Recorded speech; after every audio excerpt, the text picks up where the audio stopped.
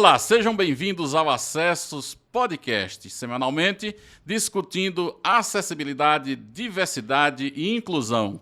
Hoje eu divido a bancada com a jornalista Elisete Araújo. Que prazer, Elisete, aqui com você hoje. Seja bem-vinda. Obrigada, Antônio José. O prazer é todo meu de estar nessa bancada qualificadíssima do Acessos e hoje recebendo o professor Edivar Madureira, que foi reitor por 3 mandatos na Universidade Federal de Goiás, é engenheiro agrônomo e é conhecido por seu perfil conciliador e sua característica maior é a diplomacia. Coisa rara nesses dias e que nós precisamos muito, né, professor, deste perfil conciliador no país. Elisete, Antônio, bom, primeiro prazer enorme reencontrá-lo, Antônio. Tantas jornadas juntos, você também, Elisete, uma alegria estar aqui. Eu acredito que o respeito, Elisete, tem que caber em todo lugar. A gente precisa construir entendimentos, o Brasil precisa muito de entendimentos, de construção, ao invés de a gente entrar em dicotomias que não levam a gente muito para frente. Então, achar pontos de entendimento sempre foi uma marca e eu exercito isso sempre quando posso. Professor, a ideia aqui no nosso podcast é apresentar as pessoas, não só pela sua capacidade, seu conhecimento, mas apresentar as pessoas à sociedade também o ser, né, o humano, né, aquele que, antes de ser professor, antes de ser reitor da universidade, um goianiense, uma pessoa que certamente fez movimento estudantil, andou de ônibus por essa cidade. Fale um pouco da sua infância aqui em Goiânia, da sua família. Conte para nós como é que foi viver em Goiânia no século passado, porque todos nós somos do século passado, né? Então, o senhor poderia contar um pouquinho para a gente? É verdade, Antônio. Que bom poder falar um pouquinho dos tempos antigos de Goiânia, de uma Goiânia de 280 mil habitantes, né, no início dos anos 70, quando eu dava meus primeiros passos. Eu sou de 63, então em 1970, Brasil tricampeão mundial, a gente andava aqui. Goiânia era um cerrado, né? Essa região da cidade que a gente está aqui era conhecida como Macambira. A gente andava muito por aqui, isso aqui era muito longe de Goiânia, muito longe mesmo. O setor Pedro Ludovico era quase que outra cidade. Mas naquele tempo as ruas quase todas de terra. Eu lembro da Avenida Assis Chateaubriand, que era no fundo da minha casa, no setor oeste, era o autódromo de Goiânia. Nós tínhamos uma corrida de carro que saía da Praça Tamandaré, né, chamava Praça E na época, e ia até a Praça do Cigano. Ali era o autódromo de Goiânia, então eu vivia essa Goiânia, de ruas de terra, né, de uma cidade já promissora do ponto de vista de crescimento e com a vocação de prestação de serviços muito, muito grande. E ali, nessa Goiânia, né, vou fazer um testemunho aqui, eu talvez seja um dos mais novos torcedor do time da nossa cidade, que é o Goiânia Esporte Clube. Oh. O Galo, que ganhou seu último título quando eu tinha 11 anos, em 1974. Então, essa Goiânia, saudosa Goiânia. Estudei na Escola Polivalente, modelo de Goiânia, ali também no setor Bueno. Era uma escola pública extremamente... Hoje ela é Polivalente Vasco dos Reis, né? Uma escola inovadora, onde tinha várias atividades no contraturno, onde a gente fazia atividades como técnicas agrícolas, técnicas comerciais, artes industriais, enfim. Uma época realmente que traz muita saudade. Professor, quem convive com o senhor sempre diz que também você é um bom ouvinte. Herdou de alguém da família esse perfil conciliador, essa habilidade diplomática? É do seu pai, da sua mãe, de algum tio? De quem veio esse DNA aí, professor? Bom, meu pai, né? Meu pai é servidor público federal. Meu pai foi da Polícia Rodoviária Federal a vida toda, né? Felizmente está vivo até hoje, muito lúcido, do alto dos seus 88 anos, e sempre ele mostrou essa característica, essa abertura para dialogar, para conversar. Eu acompanhava muito, né, na minha adolescência, assim, pré-adolescência, ele estava à frente da Polícia Rodoviária Federal aqui, e naquele tempo Goiás era um estado muito maior do que é hoje, e até o estreito, né, a divisa com o Maranhão. E ele saía para fazer inspeção nos postos de polícia e nos distritos que tinham ao longo da BR-153. Então eu cansei de acompanhar meu pai em reuniões com os patrulheiros, como eram chamados os policiais daquela época, né, porque o primeiro nome era Patrulha Rodoviária Federal, e ali a gente fui exposto, né, a problemas de relacionamento interpessoal, de relacionamento humano, e com isso talvez eu fui formando esse traço, né, de ouvir, de dialogar, de procurar achar entendimentos. Nunca me motiva a disputa onde a gente tenha desrespeito às pessoas, como eu falei aqui no início. Professor, o senhor cresceu aqui em Goiânia, ainda há pouco falava aqui do Galo, da cidade, como é que era essa cidade, que é uma cidade nova, né? Uma cidade que tem aí 90 anos, né? Vai fazer o ano que vem. Como é que foi a sua juventude no período forte da ditadura no Brasil, a palavra não saiu, totalitarismo, isso.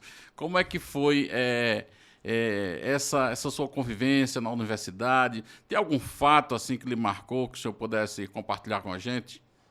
Olha, Antônio, por mais incrível que pareça, né, eu militei pouco nessa época, eu militava muito pouco. Eu lembro que uma das coisas que eu militei por um período, isso já no início da faculdade, foi numa coisa chamada Movimento de Defesa da Amazônia, né? Era um grupo que discutia justamente, parece que tem algumas coisas que a gente vê um reprise, né?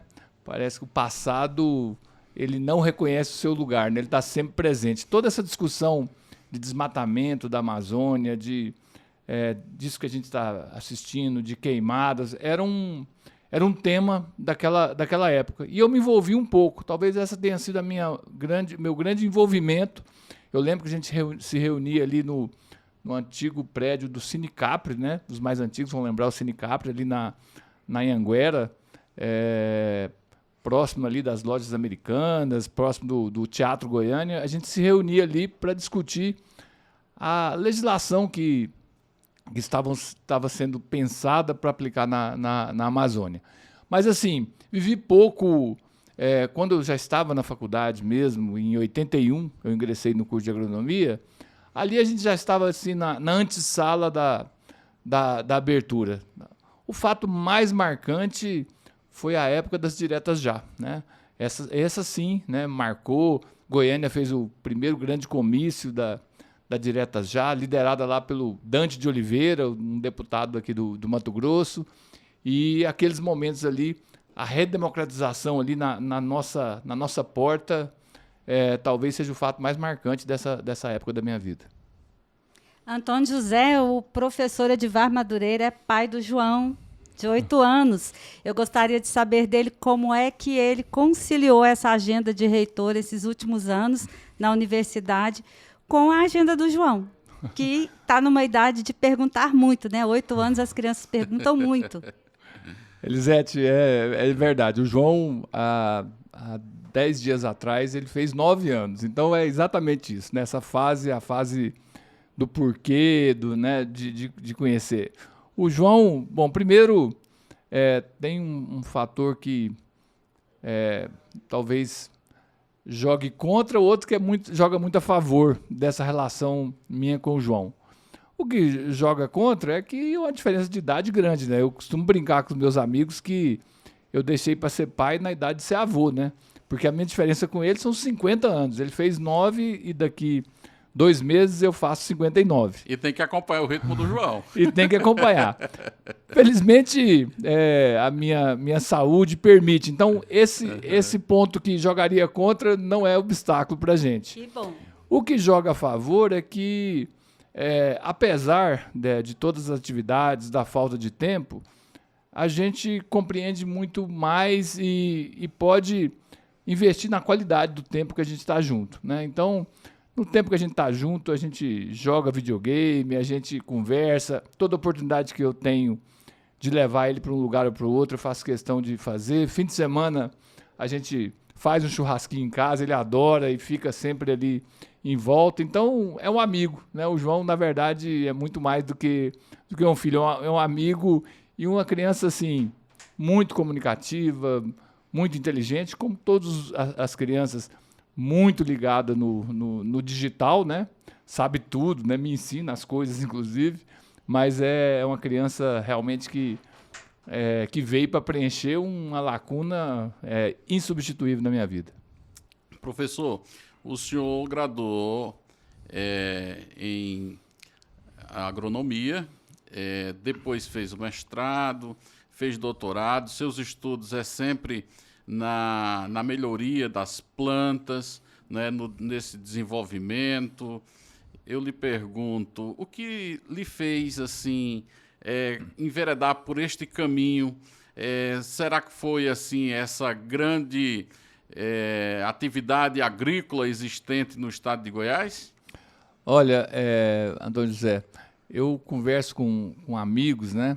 Ainda mais nessa condição de reitor da universidade, muitos amigos de outras épocas, né?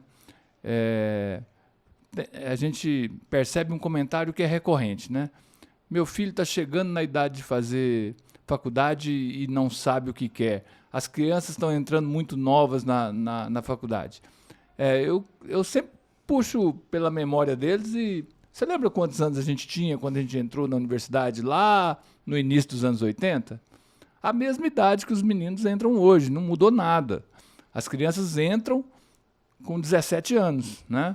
Aliás, na nossa época ainda tinha aqui, né? Eu não fiz esse percurso, mas eu me lembro de amigos meus que estudaram comigo no Polivalente e quando chegaram no ensino médio, eu estudei no Colégio Objetivo, tinha um tal do integrado. Ou seja, você fazia o segundo e o terceiro ano juntos. Então, você entrava na faculdade com 16.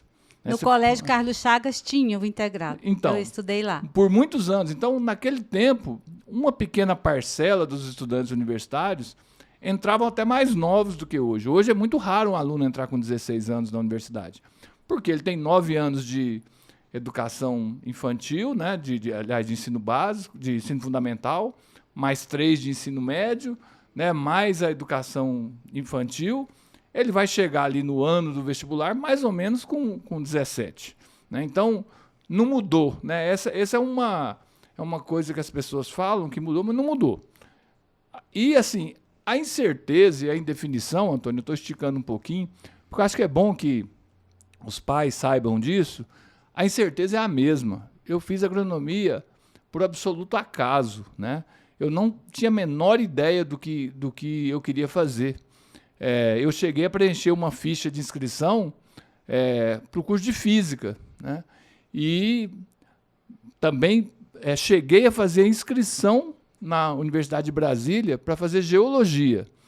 Mas como o vestibular de Brasília, naquela época, e daqui coincidiam no mesmo dia, eu rasguei a ficha de inscrição da Física e fiz uma nova para Agronomia, sem influência de ninguém. Aliás, para não dizer que não teve influência de ninguém, um tio meu, que já faleceu inclusive, ele era agrônomo, né? E eu gostava muito desse tio, não pelo que ele fazia, mas porque eu gostava muito dele.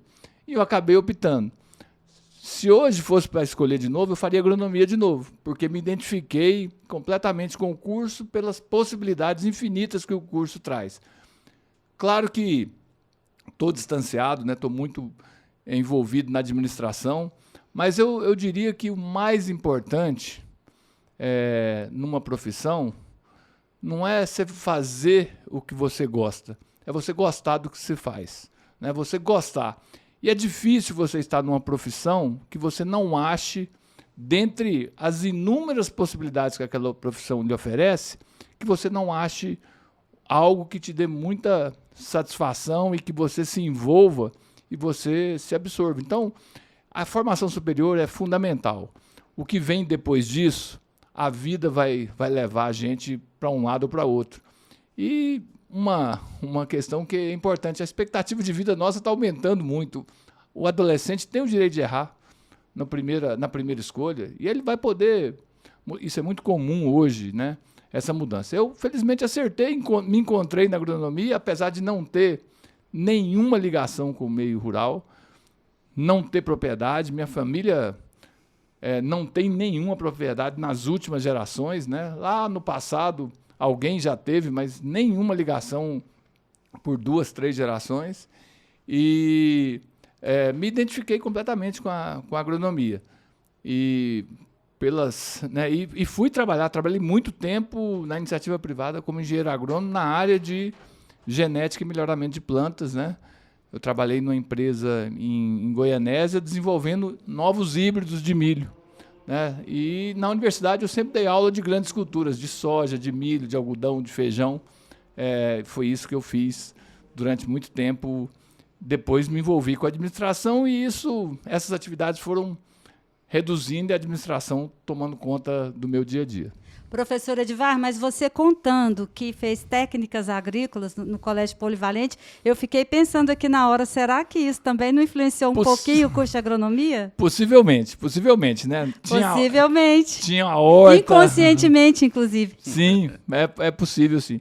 Das atividades, eu lembro que eram 4. Era educação para o lar, técnicas comerciais, artes industriais e técnicas agrícolas.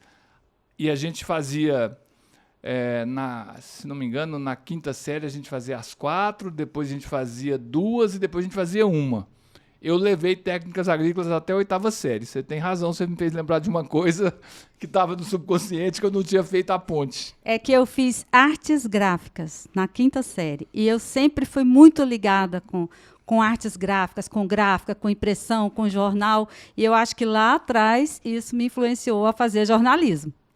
Veja a importância, Elisete, você chama atenção para um aspecto.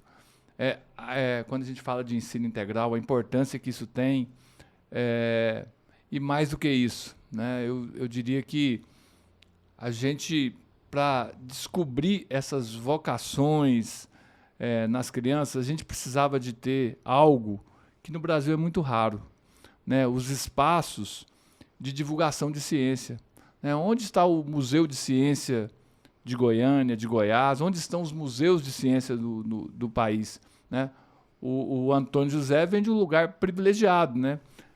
Em Olinda, nós temos uma estação de ciência, lá um museu de ciência ao ar livre, né? Conduzido pelo professor Galvão, que é um professor da Universidade Federal do Pernambuco, que é algo extraordinário. Milhares e milhares de crianças passam por ali e aprende a brincar com a ciência. Dali ele desenvolve o gosto pela engenharia, pelas artes. Então, a gente poderia investir. A gente cuida pouco disso. Temos raríssimos espaços de ciência, mesmo aqui em Goiás, né? O UFG tem alguma coisa, a PUC tem alguma coisa, mas a gente precisava de um grande projeto. Até aproveitando esse gancho, se é que eu posso dizer isso, eu defendi recentemente que aquela área onde estava a Assembleia Legislativa de Goiânia, ela fosse destinada, combinando com aquela reivindicação do pessoal da cultura, todo o Bosque dos Buritis e aquilo que está ali em volta, ser dedicado à cultura, à arte e à ciência, né? Copiar o que Olinda fez tão bem, o que São Paulo tem tão de bom na Estação Ciência, que a PUC do Rio Grande do Sul tem. A gente precisava de espaço dessa natureza, porque nós perdemos muitos cérebros, e isso me preocupa bastante. E talvez pela falta de exposição, né? O que você teve com artes gráficas, ou que uma criança tem com experiência de física, com um brinquedo, poderia ser, né, ali talvez despertar um grande cientista. Professor, o senhor fez agronomia, estudou bastante, já contou para nós essa história, mas a Universidade Federal de Goiás ficou marcada por sua administração. O senhor certamente é o único professor daquela casa que teve a oportunidade de ser reitor da universidade por 3 vezes e teve a oportunidade ali de fazer um grande trabalho, que que a gente depois até pode falar mais um pouco sobre esse trabalho. Mas eu queria lhe dizer o seguinte, o senhor então é um líder, um gestor autodidata, sempre teve essa característica, desde lá de trás. Como é que o senhor se encontra nesse contexto agora como um gestor, e um gestor diferenciado, reconhecido por seus pares 3 vezes, e olha que se um dia ainda quiser se candidatar, ainda tem espaço lá. Então, José, bom, eu acho que aí a gente, de novo, tem que recuperar um pouquinho da história, né? Bom, primeiro, um traço meu que as pessoas não acreditam muito, né? É que eu sempre fui muito tímido, né? Sou extremamente tímido no dia a dia. E aí você fala, como tímido? Você virou professor, virou reitor, mas foi enfrentando isso e trabalhando isso. Mas eu tenho certeza que esse traço da gestão, ele se deve à minha passagem por Goianésia. Porque quando eu fui trabalhar nas empresas do pessoal do grupo Otávio Lage, eu cheguei na empresa para fazer melhoramento de milho, né, para desenvolver novos híbridos de milho, a convite de um professor meu da graduação e do mestrado, o professor Fabrício Dayala Valva, que por sinal é meu vizinho hoje, né, uma pessoa muito querida, um italiano que veio muito jovem para o Brasil, fez agronomia, fez mestrado e doutorado em genética e melhoramento lá na Exalc, na USP, e ele me levou para a empresa. Ao chegar na empresa, eu encontrei essas pessoas extraordinárias aqui. Encontrei Ricardo Fontoura, já falecido, Jales Fontoura de Siqueira, que foi deputado federal constituinte, foi prefeito de Goianésia. E ali eu entrei no ritmo de gestão deles, né? E talvez motivado por inquietação natural minha, eu comecei a me envolver com gestão lá, né? E fiquei lá 8 anos, né? E aquilo ali, sem dúvida nenhuma, foi uma outra faculdade na minha vida. E quando eu vim para a universidade, eu vim com toda aquela inquietação. E, naturalmente, né, quem chega na universidade, o professor novo que chega, é igual a história do Jaque, né? Já que você está por aí mesmo, por que você não assume isso? E aí eu assumi, meu primeiro cargo foi coordenador de estágios da Escola de Agronomia. Uhum. E aí eu entrei com muito gás e abri campos de estágio para os estudantes no Brasil inteiro. E daí me tornei coordenador do curso de agronomia, fiquei 2 anos. No ano seguinte, tinha eleição para diretor da Escola de Agronomia, fui candidato único, fui reeleito candidato único, depois eleito reitor. Mas tudo isso, mas uma característica importantíssima, Antônio José, é o que nós começamos a conversar. Escutando, trocando ideias, envolvendo as pessoas nos projetos, que as pessoas precisam de estímulo. E gente estimulada não tem limite, né? Então, assim, a gente não precisa nem saber muita coisa, você precisa saber aproveitar o que as pessoas têm de melhor e fazer com que elas se sintam estimuladas e entusiasmadas com o que estão fazendo.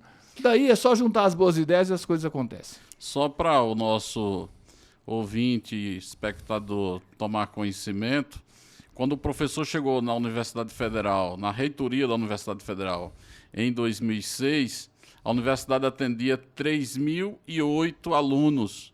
E isto foi ampliado com o seu trabalho lá, professor, para 6.557 alunos. Então, aí mais de 100% da capacidade de atendimento desses alunos na Universidade Federal de Goiás, que cresceu muito também em estrutura. Isso em número de vagas no vestibular, né? Isso é vagas no vestibular, 3.500 para 6.500. Isso. Hoje isso diminuiu um pouquinho porque a UFG virou 3, né? Nós desmembramos Jataí e Catalão e cada uma delas é uma universidade independente. Mas a soma hoje está por volta de 7.000 vagas nessas 3 instituições. Então, exatamente. Agora, claro que isso também a gente teve um apoio de políticas públicas que foram fundamentais, né? O programa Reúne do governo federal de 2007 foi fundamental para esse crescimento. E um crescimento mais extraordinário que esse, Antônio, só para registro, foi o crescimento na pós-graduação. A UFG, quando eu assumi em 2010, tinha 10 cursos de doutorado. Quando eu terminei em 2013, tinha mais de 30 e hoje tem mais de 40 doutorados. No mestrado, alguma coisa desse nível também. Mas é realmente um crescimento substancial. Antônio José e ouvintes, além de pai do João, o professor Edivar Madureira também tem uma paixão. Me contaram que ele tem uma paixão por uma senhora de 62 anos, que é a Universidade Federal de Goiás. E eu queria saber dele, assim, quando foi o clique, o insight dessa paixão, que ele contou aqui agora um pouco da história, mas quando é que você se descobriu apaixonado pela universidade, professor Edivar? Olha, acho que desde março de 1981, quando eu cheguei como estudante.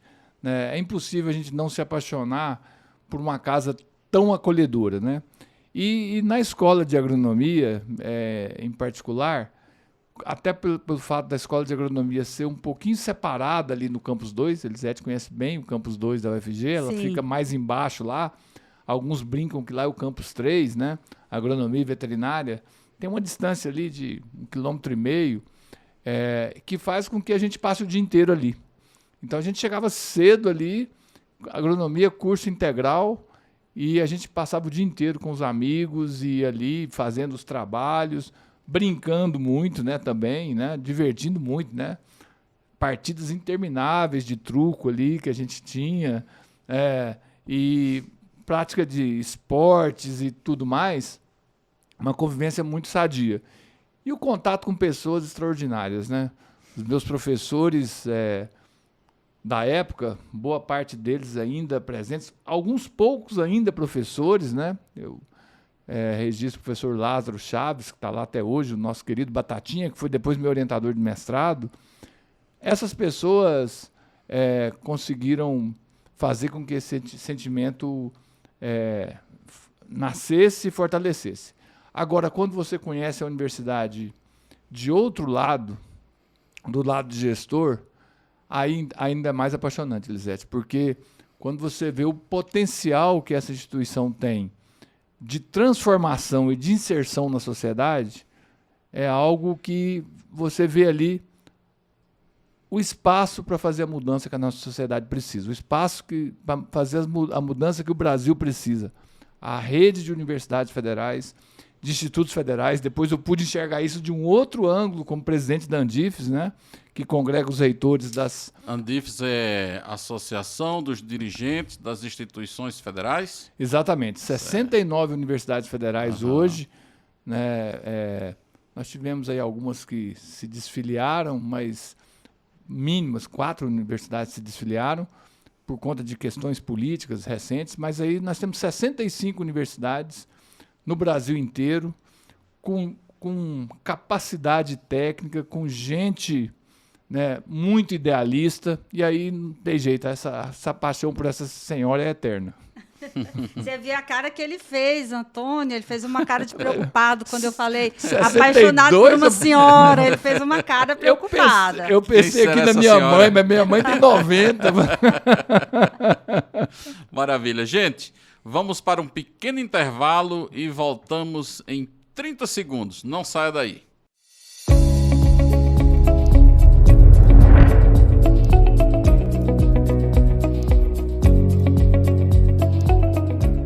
Acessos traz para você serviços e soluções em acessibilidade, inclusão e diversidade. Com uma super equipe de profissionais de notório saber, a Acessos promove capacitações em inclusão e diversidade para profissionais da educação, cursos de acessibilidade urbanística e arquitetônica, acessibilidade e certificações de ambiente virtuais, cursos de Libras, assessoria para ONGs em captação de recursos, gestão de projetos e prestação de contas, cursos de audiodescrição e este podcast que você está ouvindo.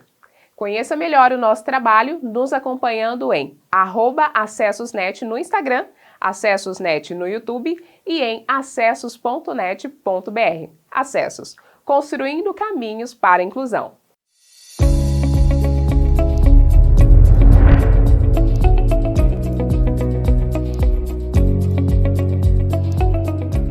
Voltamos aqui com o professor Edivardo Madureira, 3 vezes reitor da Universidade Federal de Goiás, ele que é professor, mestre, doutor.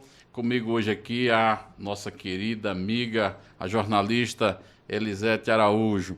Professor, o UFG Inclui foi um programa estabelecido em 2008, inclusive antes da lei de cotas, das cotas das universidades. O que fez, aliás, a UFG sair assim na frente com esse pioneirismo? O senhor já estava por lá. Sim, foi no meu primeiro mandato. Isso. A professora Sandra Mara Matias Chaves, que inclusive foi reitora eleita e não nomeada agora, no ano passado, era a nossa pró-reitora de graduação, e observando algumas iniciativas pelo país, nós achávamos que estava mais do que na hora da gente fazer uma política de reserva de vagas. Somou-se a isso, e a gente precisa, claro, fazer justiça, né, os movimentos da universidade. O movimento negro foi muito atuante, né? A gente pensou, num primeiro momento, a exemplo do que acontecia, se não me engano, na USP, um tipo de inclusão a partir de bônus na prova, e aí a gente, depois de muita discussão, de muito debate, de muito estudo, a gente entendeu que a reserva de vagas era melhor. Então nós começamos com 20%, Antônio.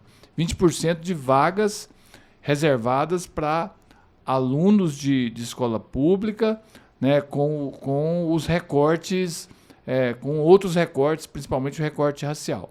E uma coisa, não posso garantir que seja pioneira, mas certamente estivemos entre as primeiras instituições do Brasil também, foi na vaga adicional para indígenas e quilombolas. Uma vaga adicional em todos os cursos da universidade para indígenas e quilombolas. Uhum. E aí veio depois a lei de cotas, mas o UFG Inclui continuou. Ou seja, a lei de cotas que reservou 50% foi incorporada e a gente manteve o UFG Inclui com vagas adicionais para indígenas e quilombolas. Então, nós já temos aí muitos casos de indígenas e quilombolas que entraram por esse programa da UFG, e hoje a gente tem a satisfação, talvez é ruim a gente ficar identificando, mas eu posso aqui dizer da Versilene, uma aluna dessa política que fez mestrado na UFG e agora foi destaque internacional aí mulheres que se destacaram na sua área de trabalho. A Versilene foi uma delas. E com esse programa também foi possível atender até pessoas de outros países, né? Angola, o pessoal de Moçambique, que vieram aqui também fazer cursos, ou seja, os países de língua portuguesa de África foram beneficiados por esse programa aqui da UFG. Sim, houve uma ampliação. Esse atendimento tinha um programa do Itamaraty, que pré-existia o UFG Inclui, mas isso foi fortalecido e ampliado com a política de inclusão da universidade. Hoje a universidade é repleta de pessoas de Moçambique, de Angola, Costa do Marfim, repleta, digamos assim, né, em comparação com o que a gente tinha antes, né? Mas muitos, né, São Tomé e Príncipe, Cabo Verde, vários desses países hoje têm estudantes aqui na UFG. Professor Edivar, as universidades públicas são reconhecidas como espaços, os redutos da diversidade, da defesa da diversidade. Com relação ao público LGBTQIA, a Universidade Federal de Goiás também saiu na frente? Sim, a gente tem várias iniciativas, como a adoção do nome social e tantas outras práticas que a universidade faz, partindo daquilo do comecinho da nossa conversa aqui hoje, né? É preciso respeitar as pessoas, respeitar as orientações das pessoas, respeitar também as pessoas com deficiência, que a gente não tocou nesse assunto aqui até agora, mas fundamental, a invisibilidade, né? E eu me lembro muito bem de um episódio que para mim foi marcante, eu já contei isso para o Antônio José. Um dia, uma professora nossa, aposentada já, a professora Heloísa, ela desenvolveu uma dificuldade motora. E a gente estava num teatro e ela se recusou a entrar por conta de que não queria entrar de uma forma que não fosse autônoma, né? Não queria ser carregada. Exatamente. E ela depois conversou comigo e falou: Edivar, aqui no Brasil, essas pessoas são invisíveis, ninguém percebe. Na Europa, o percentual de pessoas com deficiência é muito parecido, só que lá você vê as pessoas. Por quê? Porque a sociedade incorporou, assimilou e viabilizou que essas pessoas tenham essa dignidade, né? Tem a possibilidade não só de ter acesso físico, mas de ter acesso também institucional, né? De frequentar, de ter vagas. E aí veio a lei de cotas também com a reserva de vagas com recorte das pessoas com deficiência. E, claro, toda a política de acessibilidade que, infelizmente, tem sofrido muito, né, Antônio José? Pela descontinuidade de políticas de acessibilidade, né? Tantos programas que nós tínhamos no passado que foram descontinuados e a gente hoje carece muito disso. Nós temos muitos espaços, inclusive na universidade, com dificuldades de acesso. E não é só o acesso físico, né? De rampas, coisa que o valha. São os equipamentos para as pessoas assistirem aulas, são os intérpretes de Libras que a gente, para dizer pouco aqui, né? Pouco não, isso é muito. A universidade não tem prerrogativa para contratar intérprete. Ela tem um curso de intérprete, né? Tem um curso de formação de professores de Libras e não tem prerrogativa. Às vezes a gente não consegue dar o tratamento adequado para as pessoas surdas por falta de intérprete, né? Em 2013, aliás, em 2011, quando se lançou o programa Viver Sem Limite, né, que foi uma grande agenda de atendimento às pessoas com deficiência, foram criadas as funções de intérpretes, professores intérpretes de Libras e professores braillistas. E esta foi uma política importante porque, naquele momento, os institutos federais e as universidades puderam fazer concurso para absorver a mão de obra desses profissionais. Só que essa política houve uma descontinuidade e o governo ele cancelou essas funções. Então, hoje, o intérprete de Libras que foi contratado para a universidade, naquela época, se ele houver um acidente, não puder mais trabalhar, a universidade não tem como fazer um novo concurso para substituir. Exatamente. Né? Exatamente. É uma situação bastante lamentável. Mas a universidade aqui tem, mesmo assim, avançado, inclusive agora, com uma secretaria tratando de inclusão e acessibilidade. É isso, professor? Isso. É muito bom a gente assistir e acompanhar a evolução das políticas internas da universidade, né? Começou-se com o núcleo de acessibilidade, né, com uma comissão de inclusão e permanência, e a gente tinha também, né, uma atividade que uma ação que tratava de inclusão, mas tudo isso de forma um pouco fragmentada, né? A nova reitoria, que assumiu agora em janeiro, né, que tem à frente a professora Angelita, isso já estava, inclusive, nas propostas que a professora Sandra Mara, que é a reitora eleita e não empossada, eu gosto sempre de repetir isso, é importante, a gente não pode perder isso na história. Isso está bem resolvido na universidade, a professora Sandra Mara, inclusive, trabalha na equipe da professora Angelita, assim como eu estou ajudando. Foi concebida uma secretaria de inclusão, chama SIM. A Secretaria de Inclusão, ela agrega todas as iniciativas e as necessidades de inclusão para todos os segmentos, né, que sofrem com exclusão de qualquer natureza, né? Seja ligadas à homofobia, transfobia, racismo, sexismo, ou as dificuldades que as pessoas têm, né, as pessoas com deficiência. Então, é uma secretaria de inclusão que tem um componente que, para mim, é muito caro, é a cidadania acima de tudo. Professor Edivar Madureira, o senhor também é reconhecido pelas obras, várias obras feitas na Universidade Federal de Goiás, inclusive com o título aí de tocador de obras. O senhor aceita esse título? É bem visto pelo senhor? Olha, assim, é importante a gente ter... eu vou começar com uma frase aqui de uma pessoa dos anos 60, né?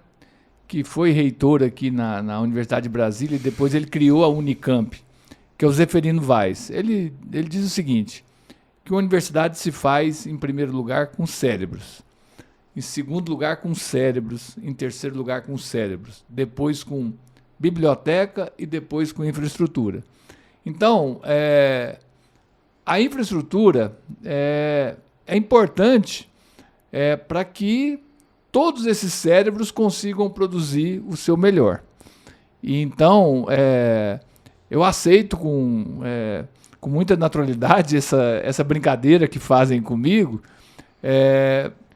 Agora, tudo isso só é possível se você tem um propósito maior que move tudo isso. E tudo isso acontece se você tiver equipe, né, para fazer isso. Não adianta políticas públicas que acenem com recursos se você não tiver equipe para executar e não tiver um bom projeto, isso não se materializa.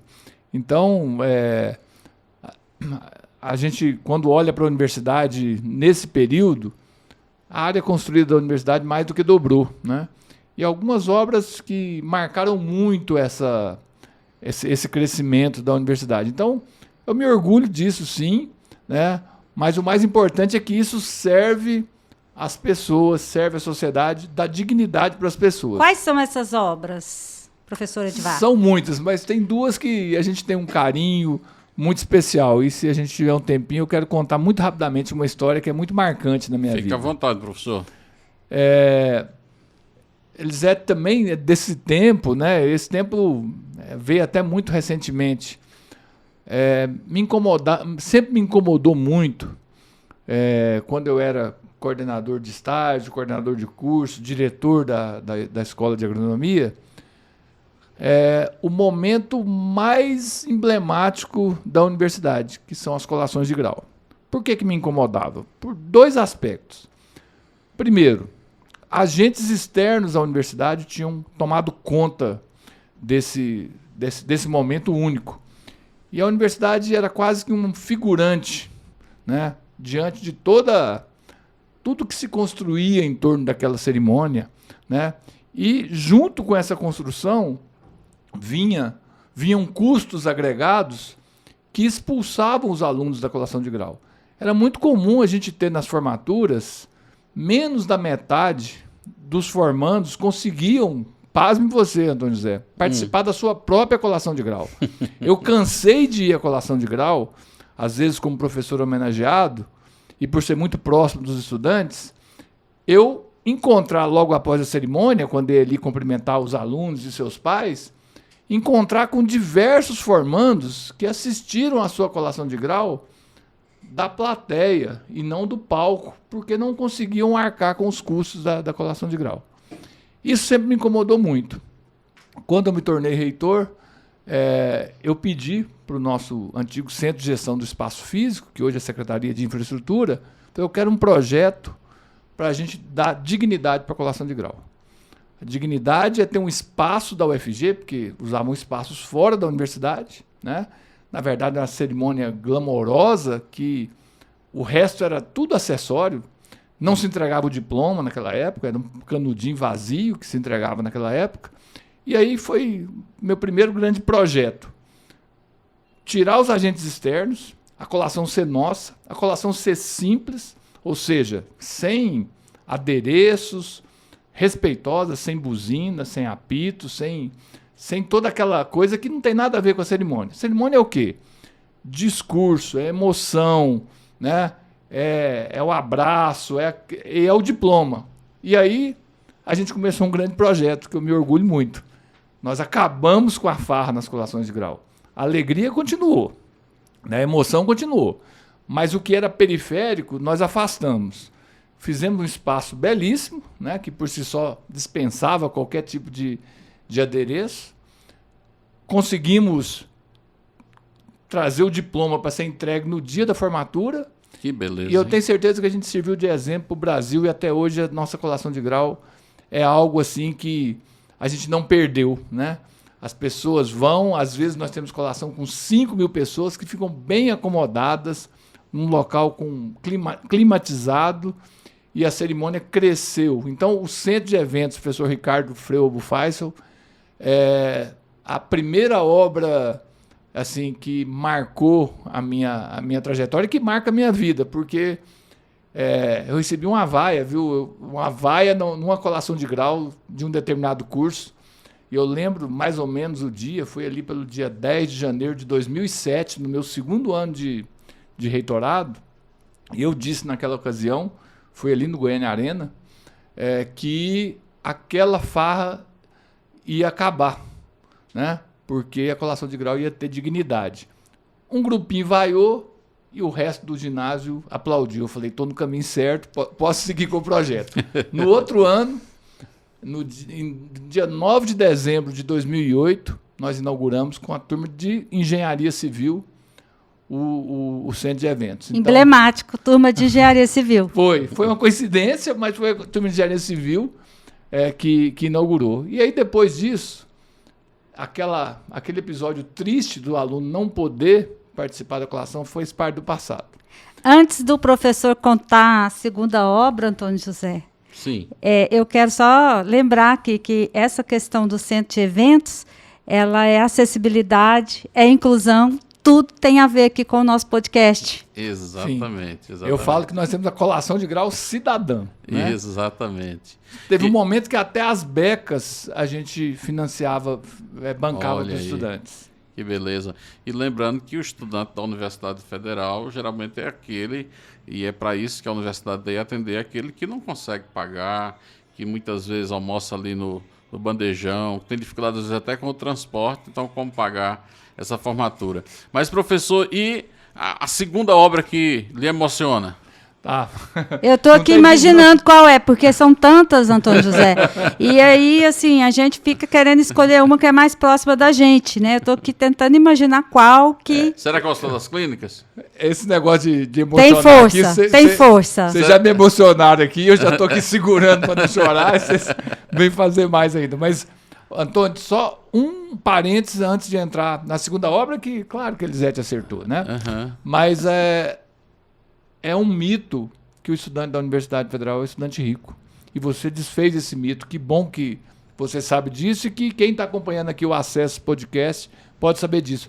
75% dos estudantes da UFG são de famílias que têm renda per capita inferior a um salário mínimo e meio por mês.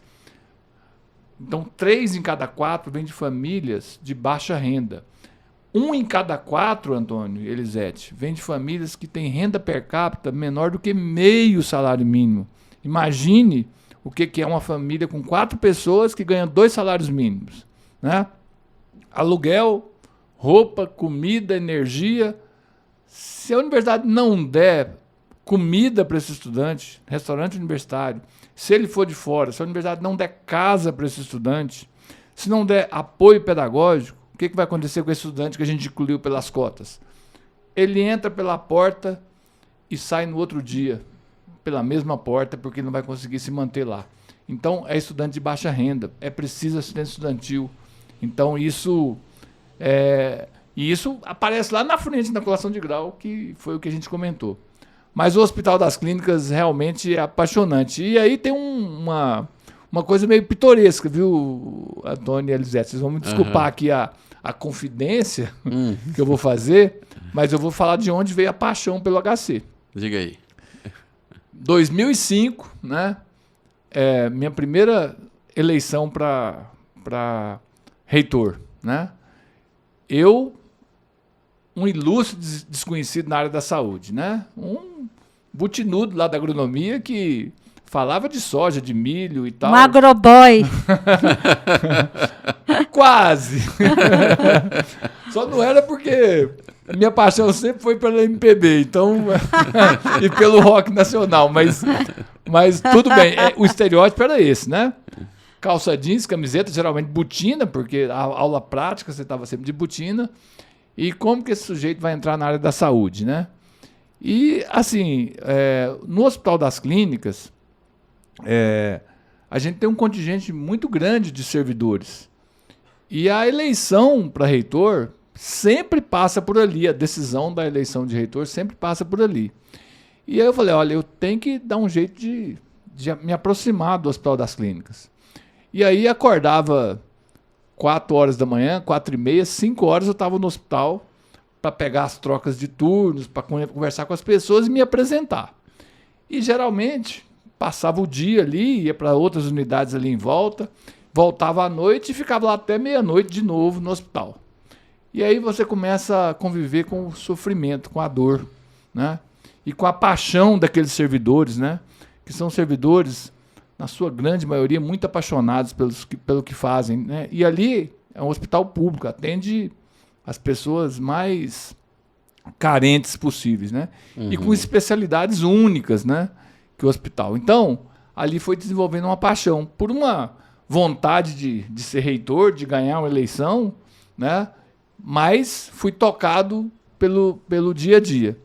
E assumi 2 compromissos naquela época.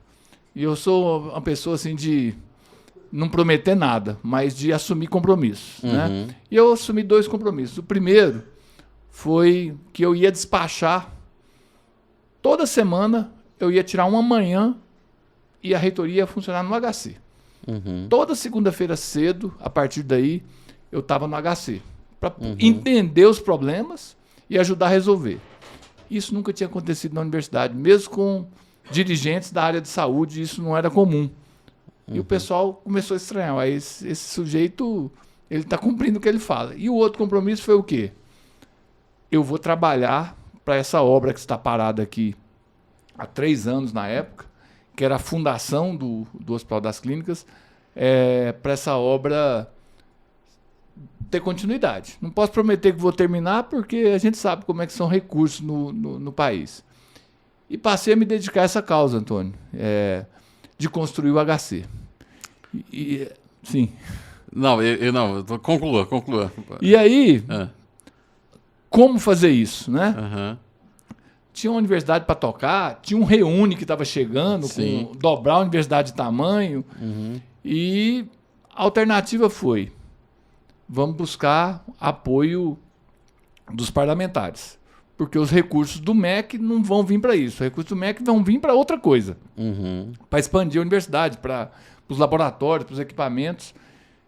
É uma causa que sensibiliza, e aí eu fiz uma peregrinação por Brasília, e eu lembro de um dia que eu falei assim, olha, eu queria conversar com vocês, mas queria conversar com vocês todos juntos.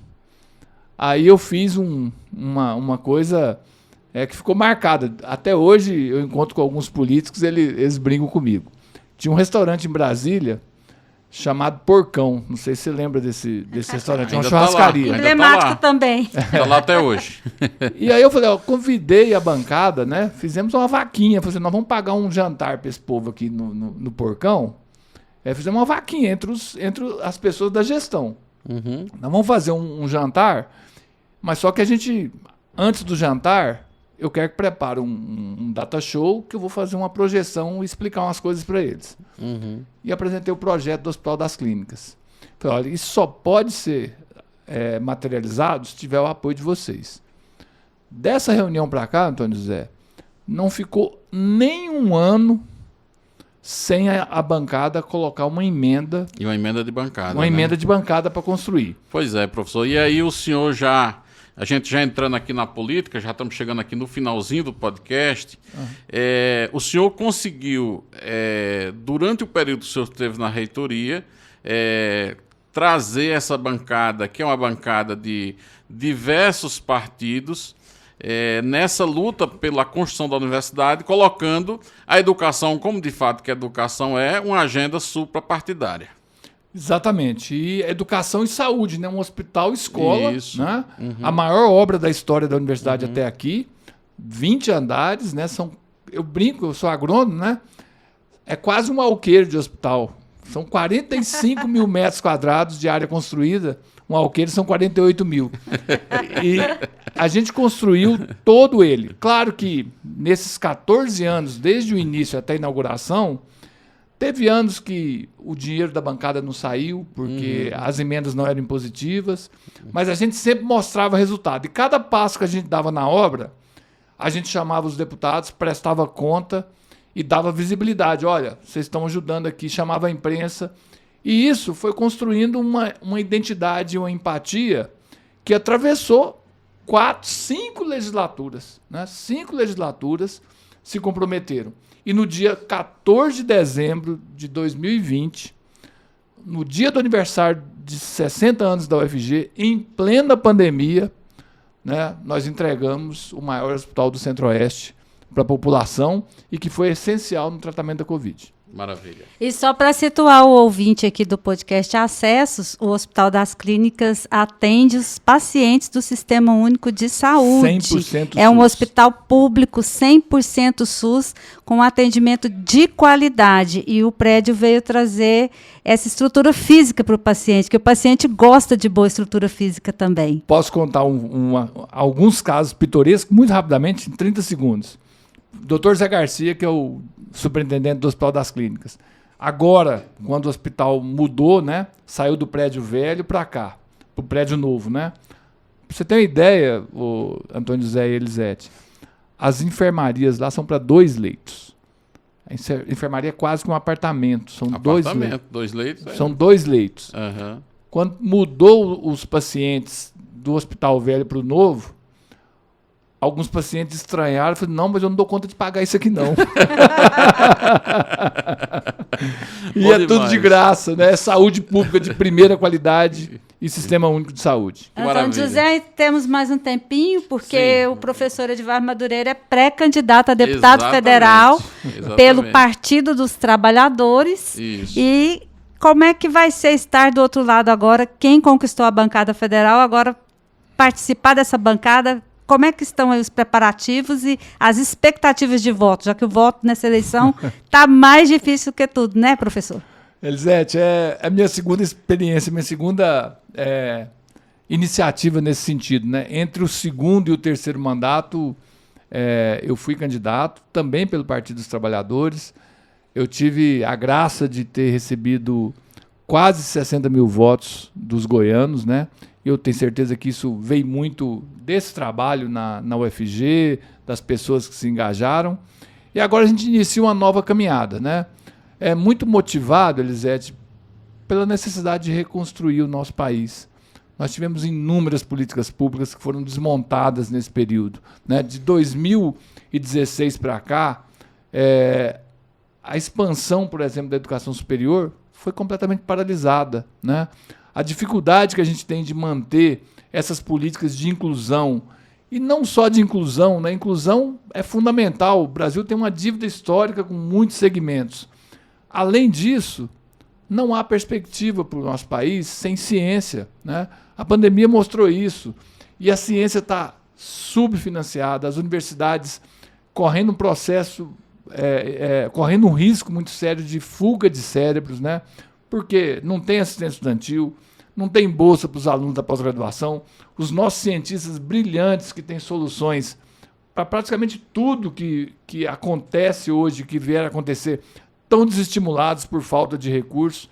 Então, a tentativa de conquistar uma vaga é para fazer esse debate e para a gente ter políticas de longo prazo. O Brasil pode ser, e eu repito isso com muita tranquilidade, se a gente pegar, né, os países do mundo que têm extensão territorial que tem o Brasil, população que tem o Brasil e economia que tem o Brasil, não há nenhuma explicação razoável a não ser o descaso com a educação e com a ciência para o Brasil não estar junto com China e Estados Unidos disputando a maior economia do mundo, né?